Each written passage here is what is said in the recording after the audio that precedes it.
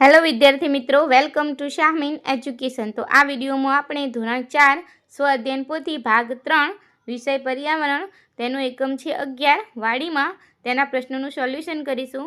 તો ચલો વિડીયોને સ્ટાર્ટ કરીએ। પ્રશ્ન 1 છે, આપેલા વિકલ્પોમાંથી સાચો વિકલ્પ શોધીને ખાનામાં લખો। પહેલું છે, નીચેનામાંથી કયા વૃક્ષને વડવાઈ હોય છે? તો બી વડ। બીજું છે, નીચેનામાંથી કયું ફૂલ પાણીમાં થાય છે? તો એ કમળ। ત્રીજું છે, કયા ફૂલનો ઉપયોગ ગુલકંદ બનાવવામાં થાય છે? તો એ ગુલાબ। ચોથું છે, કબીરવડ કયા જિલ્લામાં આવેલો છે? તો એ ભરૂચ। પાંચમું છે, ખાખરાના ફૂલને શું કહેવાય છે? તો ડી કેસુડો।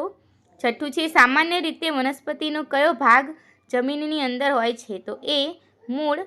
સાતમું છે, નીચેનામાંથી કઈ શાકભાજીના મૂળનો ઉપયોગ ખોરાક તરીકે થાય છે? તો સી ગાજર। આઠમું છે, પતંગિયું છોડના કયા ભાગ તરફ આકર્ષાય છે? તો સી ફૂલ।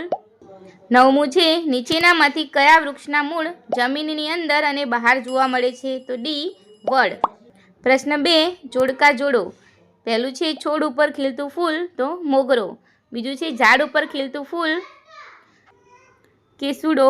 પાણીમાં ખીલતું ફૂલ કમળ। વેલ ઉપર ખીલતું ફૂલ મધુમાલતી। જમીનની બહાર દેખાતું મૂળ તો વડવાઈ। પ્રશ્ન 3 છે, વિધાનો ખરા છે કે ખોટા તે દર્શાવો। પહેલું છે, ફૂલમાંથી અત્તર બનાવવામાં આવે છે તો ખરું। બીજું છે, ખેડૂતો દ્વારા ફૂલો અને શાકભાજીની ખેતી કરવામાં આવે છે તો ખરું। ત્રીજું છે, બધા ફૂલોના રંગ સરખા હોય છે તો ખોટું। ચોથું છે, વડના મૂળ જમીનની અંદર હોતા નથી તો ખોટું। પાંચમું છે, ફૂલોને તેમની સુગંધ પરથી ઓળખી શકાય છે તો ખરું। છઠ્ઠું છે, લીમડાના ફૂલનો રસ કાઢીને પીવામાં આવે છે તો ખરું। સાતમું છે, કળીમાં રહેલી પાંખડીઓ બીડાયેલી હોતી નથી ખોટું। અને આઠમું છે, કેસુડાનો ઉપયોગ રંગ બનાવવા માટે થાય છે તો ખરું। પ્રશ્ન 4 છે, વર્ગીકરણ કરો શાકભાજી અને ફૂલ। તો શાકભાજી બટાકા, દૂધી, ભીંડા, ગાજર, કોળું। ફૂલ ગુલાબ, ગલગોટા, ચંપો, જાસૂદ, કમળ। પ્રશ્ન 5 છે, પ્રશ્નોના જવાબ લખો।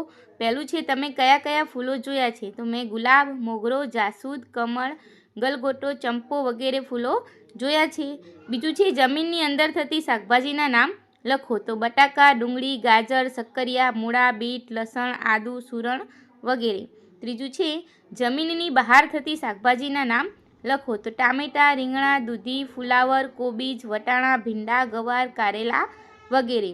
ચોથું છે, તમારા ઘર અથવા શાળામાં ફૂલોનો ઉપયોગ ક્યાં ક્યાં થાય છે? તો ઘરમાં ભગવાનની પૂજા કરવા માટે અને શાળામાં પ્રાર્થના સમયે અને વર્ગ સુશોભનમાં ફૂલોનો ઉપયોગ થાય છે।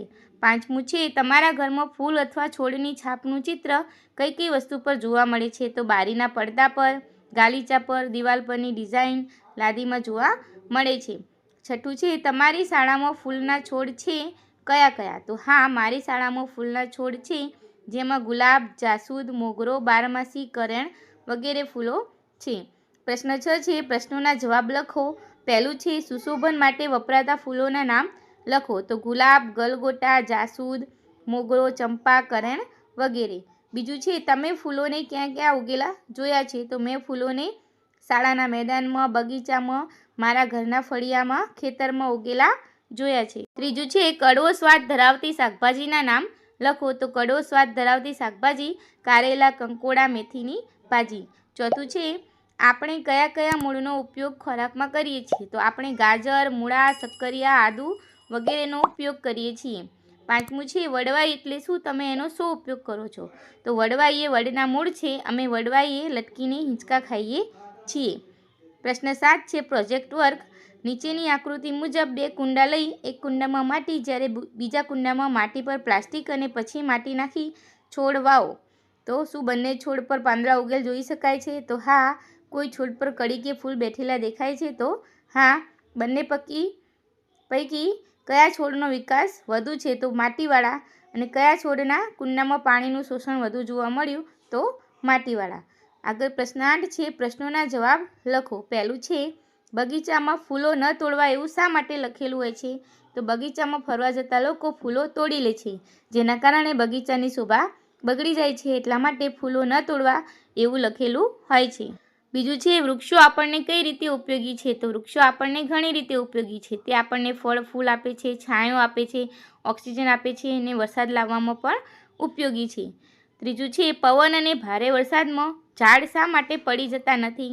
તો ઝાડના મૂળ વધારે ઊંડા હોય છે. જમીનમાં વધારે ઊંડા મૂળને લીધે જમીન ઝાડને જકડી રાખે છે. આથી પવન અને ભારે વરસાદમાં ઝાડ પડી જતા નથી. ચોથું છે કુંડાના છોડને રોજ પાણી આપવું પડે અને લીમડાના વૃક્ષને રોજ પાણી આપવું પડતું નથી. આવું શા માટે?